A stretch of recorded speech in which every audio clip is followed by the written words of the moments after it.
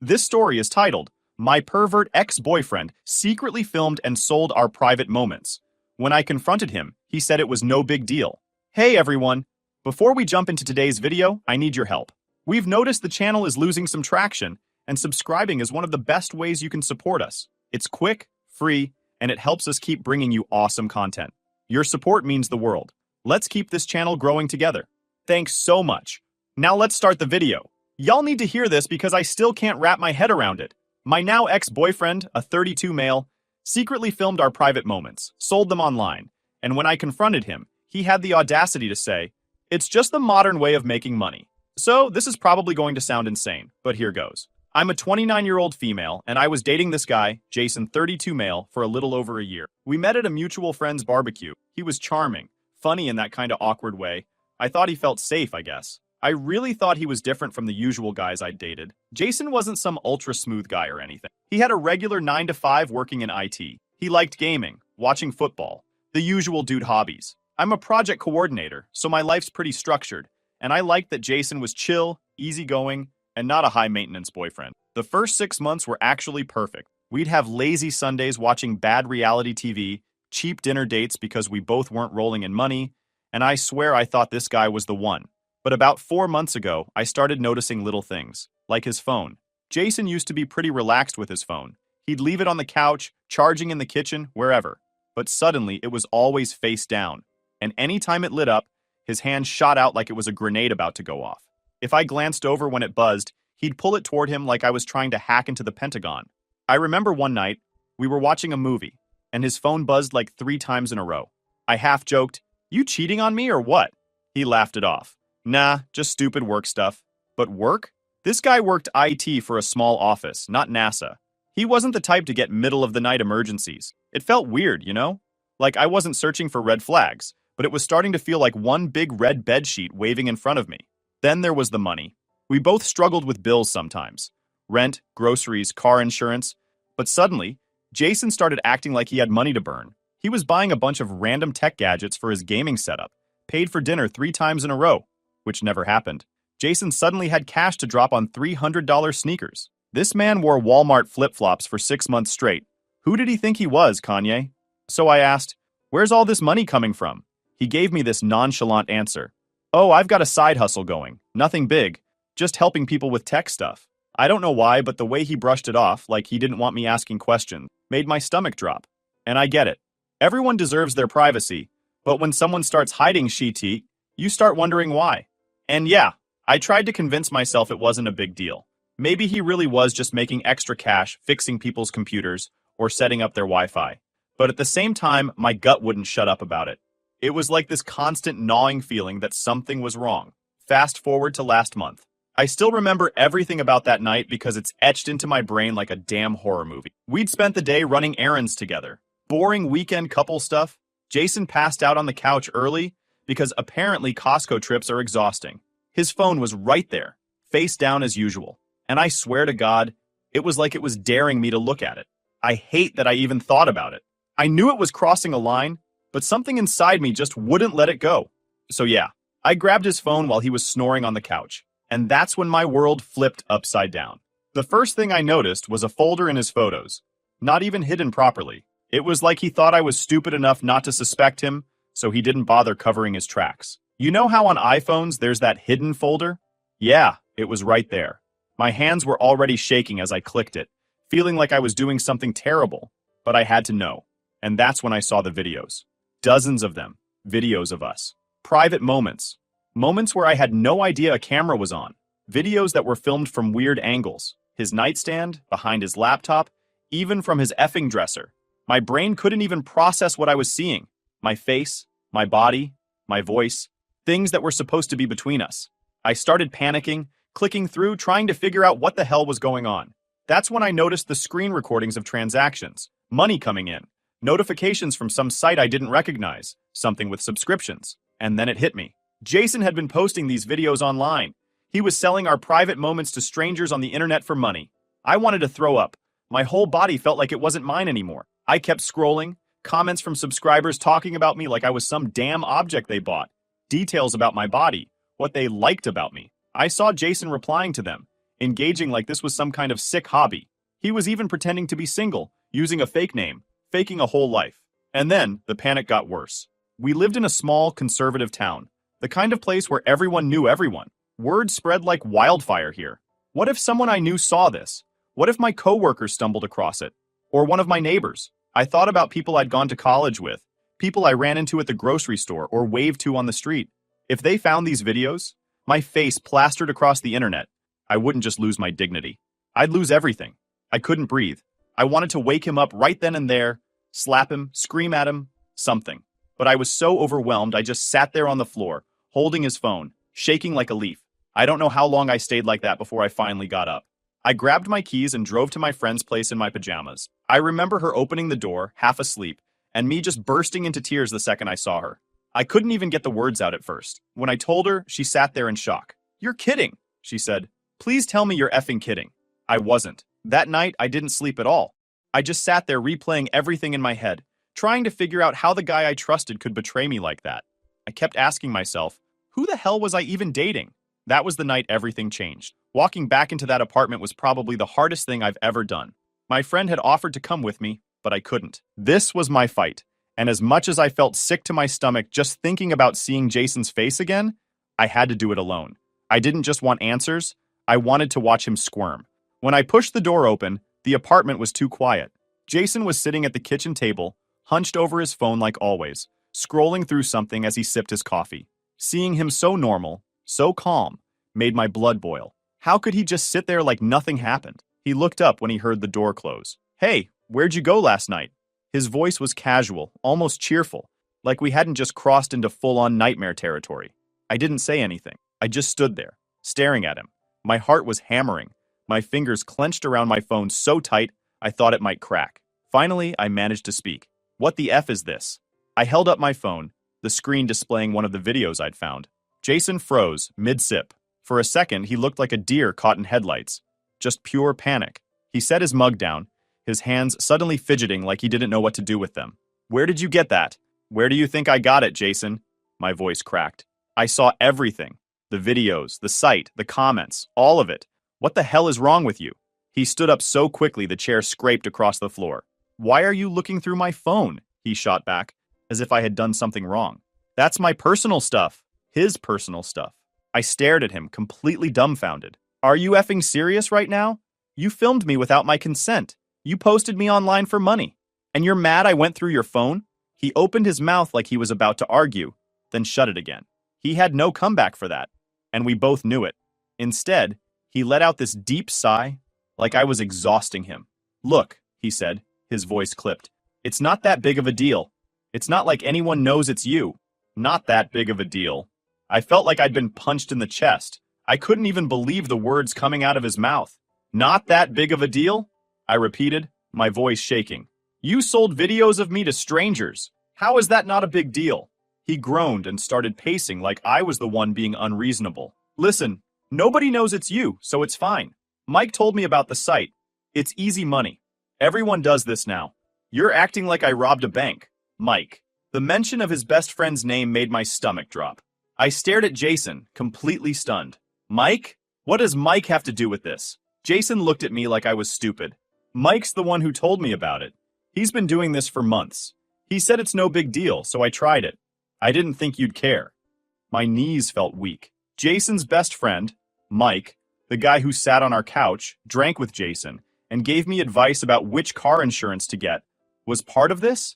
I'd smiled at Mike, laughed at his stupid jokes, and now all I could think about was whether he'd seen the videos too. I felt humiliated just standing there. "You didn't think I'd care?" I hissed. My voice was louder now, shaking from the anger bubbling up inside me. "You didn't think I'd care that your best friend, hell, God knows who else, has probably seen me naked? Do you have any idea how disgusting that is?"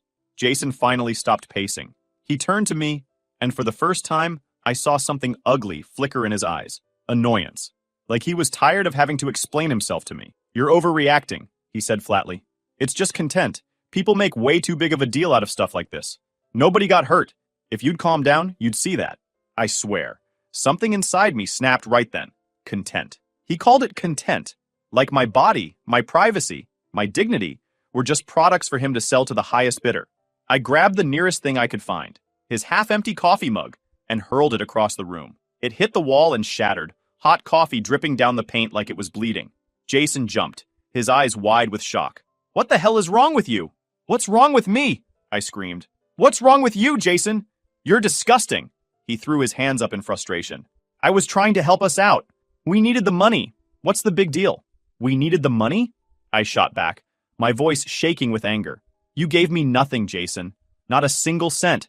That money was all yours. You needed it. Not us. Don't pretend this was for me." Jason's face twisted like he wanted to argue more, but I didn't give him the chance. I grabbed my bag off the floor and headed straight for the door.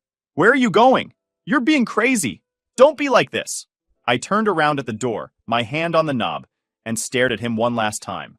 "I'm done, Jason," I said, my voice shaking. "You're going to pay for this. I'll make sure of it." He scoffed, crossing his arms over his chest like a bratty teenager. "Yeah, right. What are you going to do? You don't even have proof." "Proof." I felt my lip curl into something that wasn't quite a smile. "Oh, don't worry. I have plenty of proof." And with that, I walked out. The second I stepped outside, I sat in my car, gripping the steering wheel and shaking so hard I thought I might throw up. I couldn't go back to that apartment. I couldn't look at him ever again. But one thing was clear. Jason wasn't getting away with this. Not this time. That night. I sat in my car for a while, parked outside my friend's apartment, staring blankly at the dashboard. My head was spinning so fast I thought I might pass out. The words Jason had thrown at me, "It's just content. Nobody got hurt," kept playing on repeat in my mind. At some point, I must have looked as bad as I felt because my friend came out, tapping on the car window. I barely remember getting out or sitting on her couch, wrapped in one of those soft blankets she always kept around. "What happened?" she asked, kneeling in front of me. "I confronted him," I said, my voice hoarse. "He said I'm overreacting, that it's just a way to make money. He doesn't even think it's wrong." She was quiet for a moment, her expression switching between shock and rage, but before she could say anything, I spoke first. "I'm reporting him," I said, my voice firm. My hands were shaking, but I didn't care. "What he did is illegal. He doesn't just get to film me without my consent and sell me off like I'm nothing. I'm not letting him get away with this."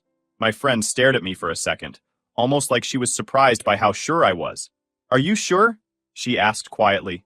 "I have to be," I replied, looking her dead in the eye. "I don't care how hard it is to explain this to the police, or how humiliating it feels. He needs to pay for what he did." By morning, I was ready to make sure Jason faced the consequences. Walking into the police station, I stayed focused on what I had to do. My friend came with me for support, but I handled it. I told the officer everything, what Jason had done, the videos, and the evidence. When the officer finally called me into a room and told him everything, his face was hard. "You did the right thing reporting this. What he did is illegal." That was all I needed to hear. They said they'd open an investigation, but it could take time. Fine. I wasn't going anywhere, and I sure as hell wasn't backing down. While I waited, my friend put me in touch with a lawyer who specialized in cases like this. Sitting in her office, I expected her to treat me like just another client, but she didn't. She listened, like really listened, and when I was done, she didn't mince words. "Don't worry, everything will be handled professionally, and your privacy will be protected throughout this. You're in good hands." She laid out the plan: paperwork, evidence submission, and a civil lawsuit for invasion of privacy and emotional distress. It was overwhelming, but I signed everything she put in front of me. Jason must have found out pretty quickly because 2 nights later, he started blowing up my phone. The guy who had smugly told me I was overreacting was suddenly all remorse.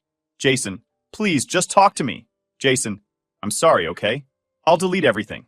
I'll give you all the money I made. Just drop this, babe. You don't have to do this." I actually laughed at that, bitter and sharp. The money? I hadn't seen a single dime. Jason wasn't helping us. He was helping himself. "Jason, you're going to ruin my life over this? It was a mistake. I'm going to lose everything because you can't move on." I couldn't believe it. The audacity.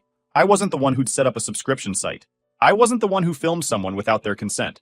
But sure, I was the problem. It didn't stop there. Jason's lawyer contacted mine, pulling the dirtiest move yet. Apparently, when Jason and I signed our lease together, he'd tacked on some random clause about shared media rights.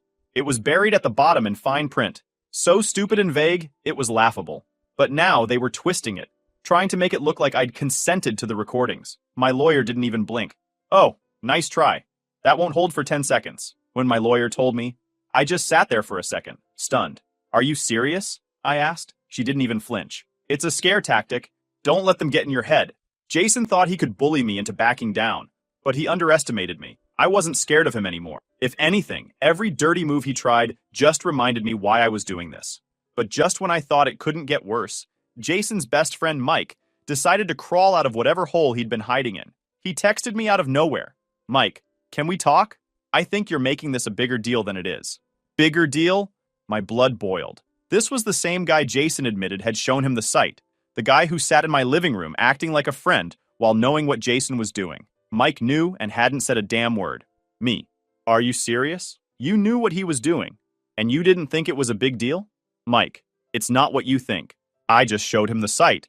I didn't tell him to post your stuff. That was his choice. Me. You think that makes it better? You showed him how to make money doing this, and you didn't care that I never agreed to any of it. You're just as disgusting as he is. Mike left me on read after that. I didn't wait for another reply. I blocked his number without hesitation. Whatever excuse he thought he had, I didn't want to hear it. I showed my lawyer the texts, and she raised an eyebrow. These are pretty direct. He's not even trying to hide it. She told me to ignore it, but I couldn't let it go. That night, I sat scrolling through old messages between Mike and me, him asking about my job, cracking jokes, pretending to be normal. And the entire time, he knew. He probably thought it was funny. Maybe he thought I'd never find out, or worse, that I wouldn't care.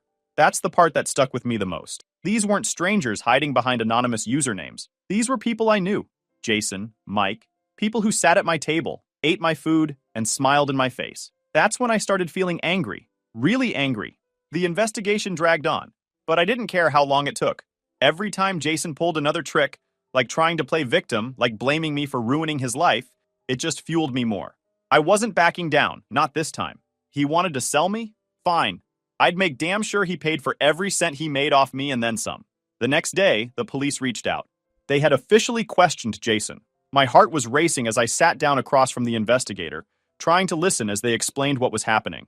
Jason admitted to posting the videos, the officer said, glancing down at his notes.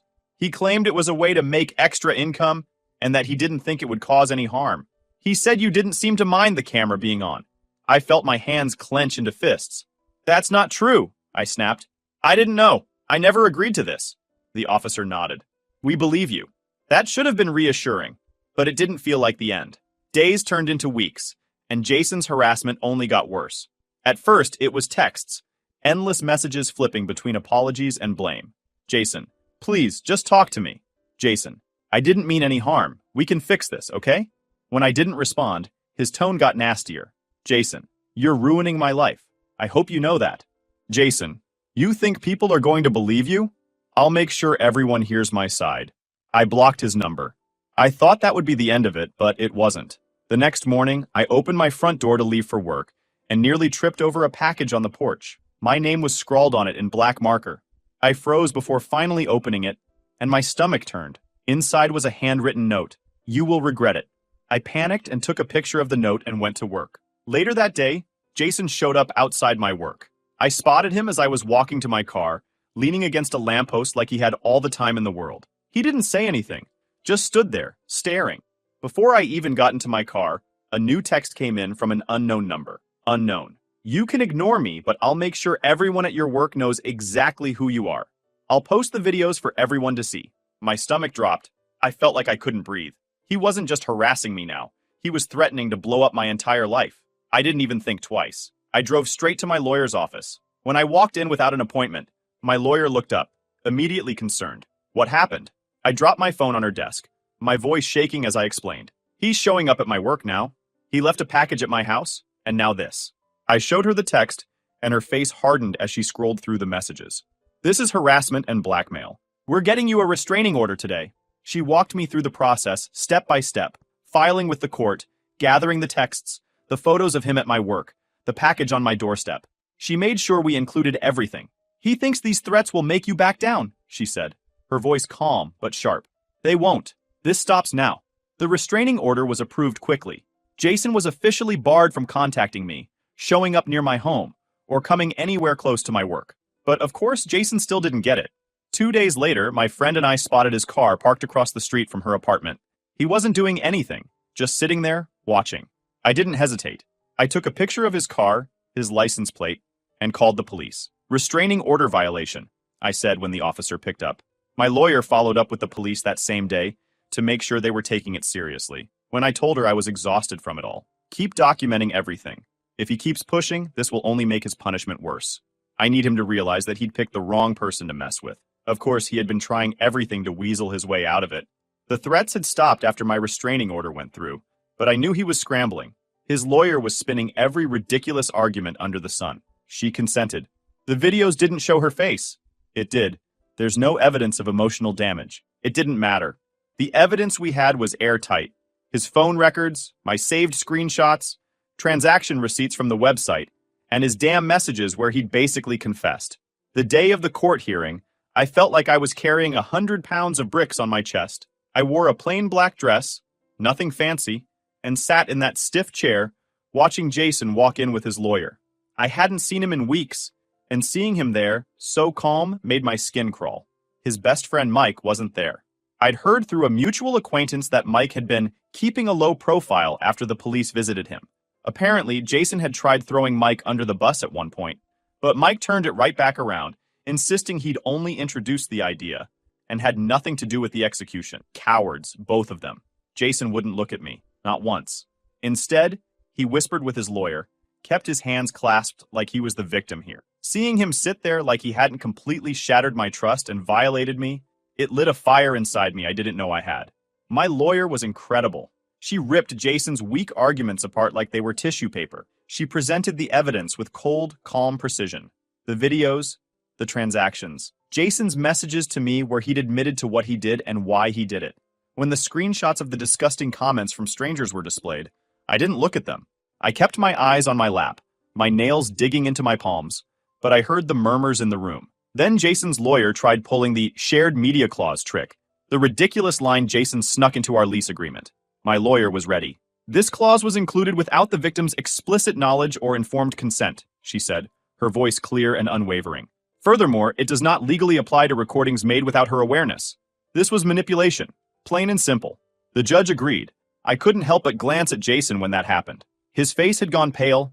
Jason was found guilty of invasion of privacy and unlawful distribution of intimate content. The civil lawsuit ruled in my favor, and while the money didn't matter to me, he was ordered to pay damages for emotional distress. It wasn't a slap on the wrist either. This was going to hurt him. A lot. But that wasn't the best part. The criminal case ended with Jason getting a sentence, community service, a hefty fine, and his name put on record for what he'd done.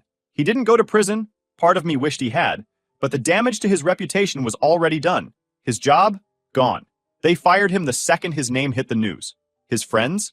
Most of them bailed when they realized what he'd done, especially after Mike started running his mouth to save himself. Jason was completely alone. The best revenge, though, was that his face and his actions became public knowledge. I didn't go to the press or anything like that, but news spreads fast, especially in a community like ours. His family found out. His co-workers found out. Anyone who looked him up online would see exactly what he did. For weeks afterward, I'd get updates from mutual acquaintances. Did you hear? Jason had to move back in with his parents. Jason tried applying to some company, but they found out about the case. Every little update made me feel lighter. It wasn't petty. This was justice. Jason had taken something from me, and I was finally getting it back. I remember the last time I saw him. It wasn't planned. I was at the grocery store with my friend, grabbing stuff for dinner, and there he was, Jason, standing at the self-checkout, wearing an old hoodie and jeans that looked 2 sizes too big. He looked up and saw me, and for a second, we just stared at each other. He looked small, not the arrogant, smug guy I'd confronted that day in our apartment, not the man who told me to chill out and be proud of strangers watching me. He was just small and tired. I turned and walked past him without saying a word. I don't know what he thought in that moment, and honestly, I don't care. Seeing him like that didn't make me feel bad for him. It didn't make me feel sad. It just reminded me that actions have consequences. It's been months now, and my life feels like mine again. I moved to a new apartment. I cut off everyone who tried to defend Jason, and I haven't spoken to Mike or anyone from that old friend group since. I've started seeing a therapist, which has helped me unpack a lot of what happened. I'm working on rebuilding that. It's not easy, but I'm getting there. Sometimes I still think about those videos. I wonder if there's someone out there who saved them, or if they've been deleted completely. I'll never know, and I've had to accept that. And for anyone else who's been through something like this, you're not alone. and you don't have to let them win. People like Jason count on silence. Don't give it to them.